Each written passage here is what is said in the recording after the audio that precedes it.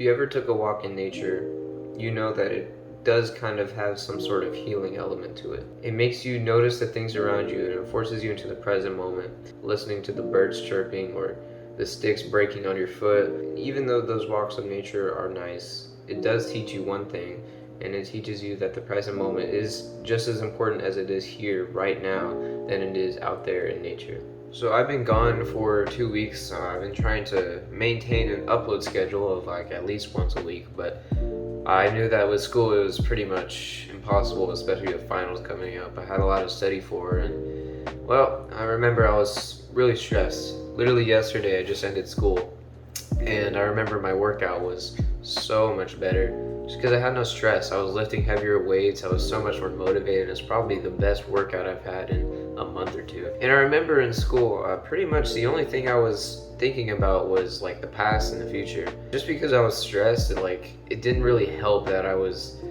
trying to prioritize my mental health because, I get home and I work out, and that does do something for my mental health, working out, but I get home and then I start doing homework and that doesn't help. So really it just forced me to think about past and the future all the time, and it really was not, I wasn't in a good place. And when you are thinking about the past, most people, they don't have a past that they 100% enjoy, and I know the future is scary because you don't know what's ahead of it, and that's okay. Everyone does it, and it's just human nature. But have you remembered the time you were actually thinking about the present moment?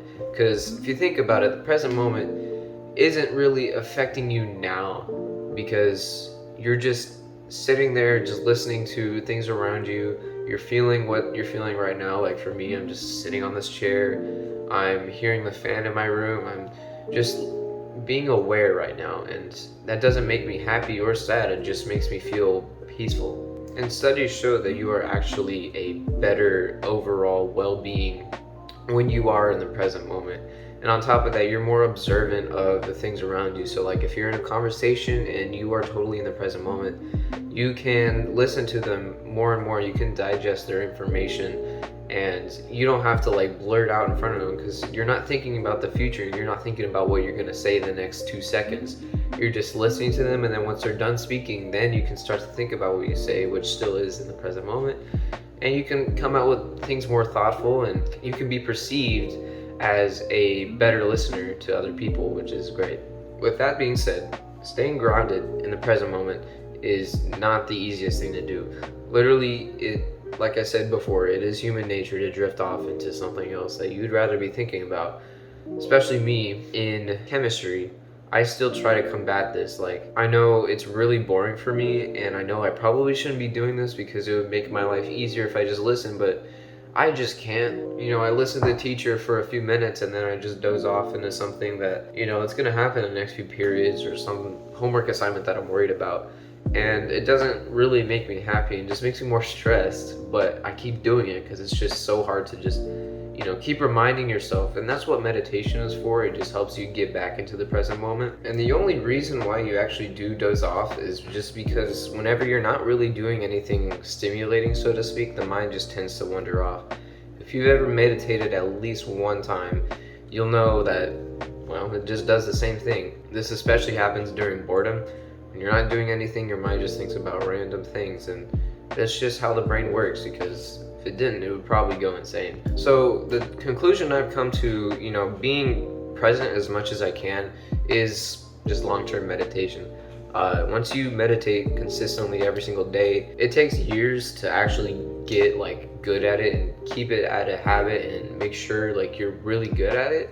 It takes years to do that, which is obviously hard. So something you can do now is just use it to your advantage. So whenever I was stressed in school, I remember I would go try grounding techniques. A week ago, I thought I failed a test and I was really stressed about it. After the day, I was so exhausted and so tired. I just tried to do some grounding techniques and actually like focused on staying at the present moment. So I went for a walk in nature, as you saw in the beginning of this video, and it really helped because in nature, like for me in nature, there's a lot of things that you can focus on, like the birds chirping, the water going along the creek. It feels like it's something bigger than you. It feels like your problems are insignificant. And you don't necessarily have to go outside.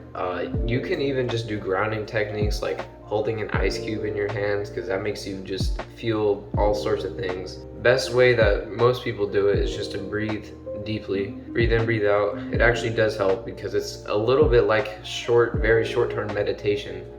It gives you something to focus on that's in the present moment that doesn't really affect you good or bad, and it is proven to reduce stress whenever you breathe deeply like that. And yes, even I tried it, and it doesn't get rid of my problems completely, but if I do a total present state where I just go into nature, like I said before, it just feels like you're gonna be okay, because nature, it's kind of always moving. There's always something happening. It feels like your problems are just gonna go away just fine. Some of them will stick around longer, some of them will stick around shorter. It's okay. The world moves on, things come and go, and you'll have another chance tomorrow. And once you get to meditation and grounding techniques, you'll eventually stay grounded more and more. It's gonna take a while, but you will. So you can feel more at peace in your thoughts when you're at that, present moment, because you're just observing them technically. Then once you're more observing of your thoughts, you can kind of just let them go, let it be, because there's just a fluidity in the present moment. And once you do that, you can leave more room for your grateful, nice thoughts, and you'll just be a little bit more happier. Start to take notice of things that you haven't noticed before, like certain foods that you might eat every day will seem a little bit more tasteful than usual. You'll grab things and you'll just feel grateful. It's hard to explain, but once you actually do practice it, you'll see what I mean. So yeah, that's pretty much it. I hope you get to experience what it feels like in the present moment, not just when you're around with friends or doing something important right then. It's like when you're doing nothing, or you're just going along for the ride and just observing. Like I said, it doesn't make you happy or sad, it just makes you feel at peace, and that's what helps, and that's what works for me, and I really do think it would help for you. But anyways, that's going to be the end of today's video. Like, subscribe, comment, do the thing if you haven't already, and yeah, keep moving forward.